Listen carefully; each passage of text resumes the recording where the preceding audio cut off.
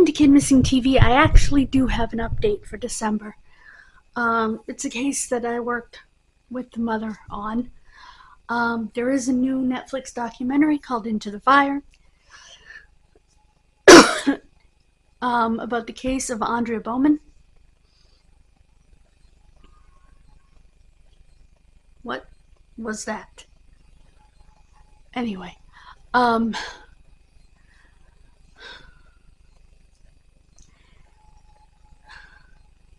was about her birth mother's search. She found out that her daughter was missing because the police had contacted her for DNA to see if a girl found in a cornfield was her daughter. It wasn't. Because she had been missing for 21 years at that point. Say what? She had been adopted because her mother was only 14 when she was born. And anyway, she was adopted by a couple. And it wasn't treated very well. Eventually, the adoptive father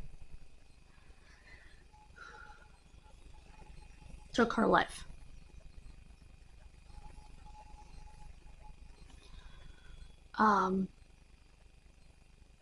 At the age of 14, when she had gone missing, which she was never missing. He's just cruel, horrible. Matter of fact, he's pretty much admitted that he's a serial rapist without saying he's a serial rapist, just admitted to several rapes. He is likely a serial killer. We have 2, possibly 3 murders. They believe he is a serial killer.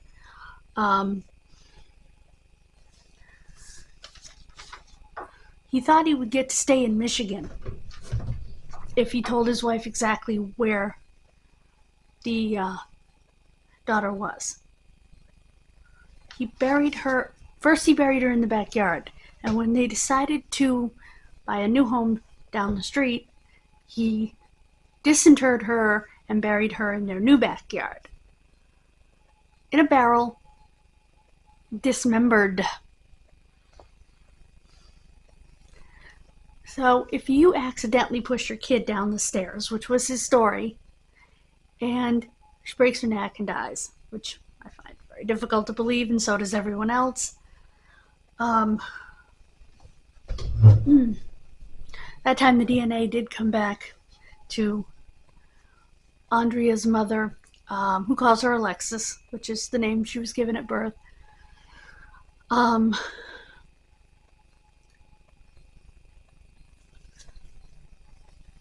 mother, Kathy Turkanian, wonderful lady. I've worked with her for years on YouTube. Not YouTube, Facebook. And getting the case out there and doing everything we could. And my mother was a part of it too.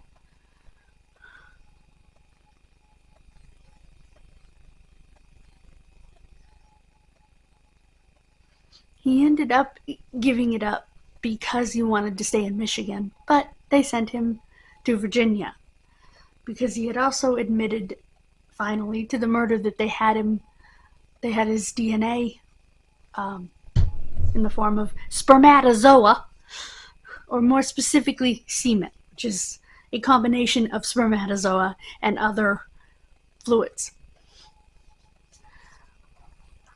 What in the world is going on outside? Anyway,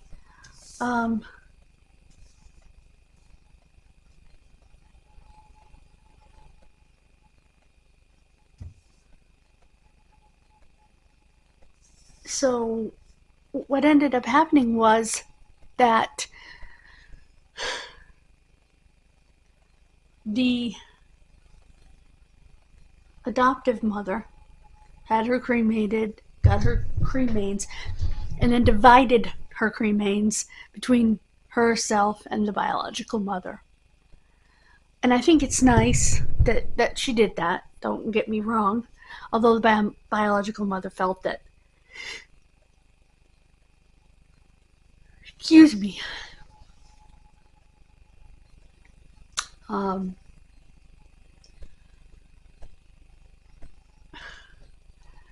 that she shouldn't have been split up. And I understand that. What in the world? How many times is a car going to come into this driveway? Like 5 times a car comes into this driveway. What in the heck? I don't want to say idea, guys, because I don't see it. Anyway, sorry about that.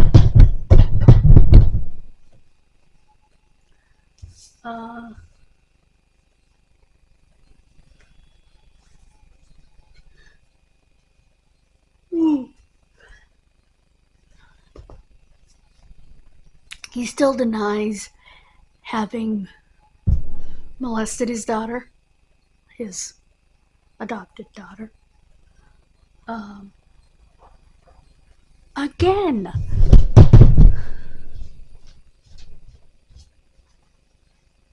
I don't understand this. Oh, up there. Okay. That time I saw the car. Sorry, guys. Must have been about 5 times that a car came through here. I know that's unusual.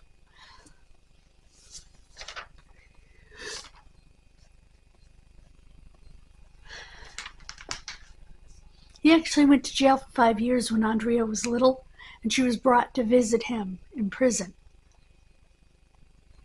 for a brutal assault on a woman.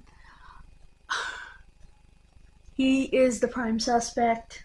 Well, he's convicted of the murder of a woman.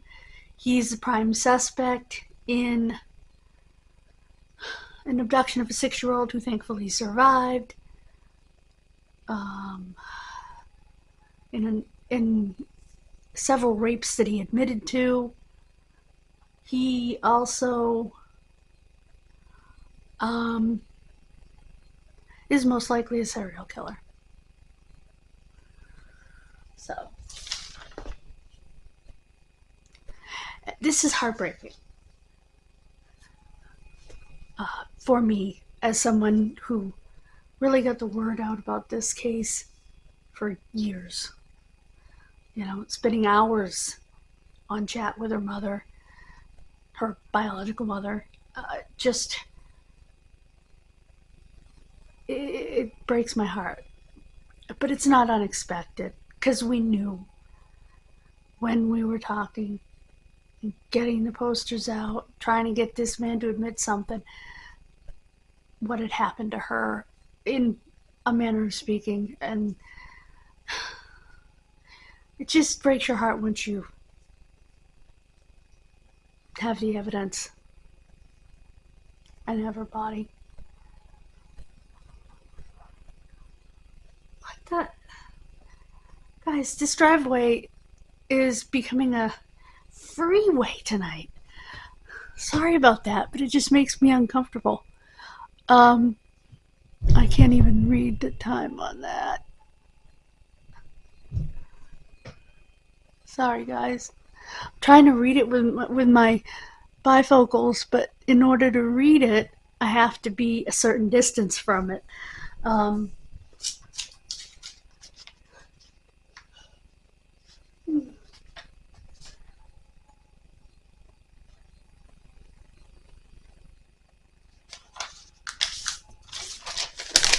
So, thank you so much. I don't know if you can hear that in the background, how many times a car has come through here, but it's been a freeway since I sat down 9 minutes ago. So this is going to go up today. It's our only update. I know it's an old update, but it was not one I was aware of. When I saw that they were doing a documentary on it, I'm like, but they haven't found anything yet. I had no idea that they had found her remains.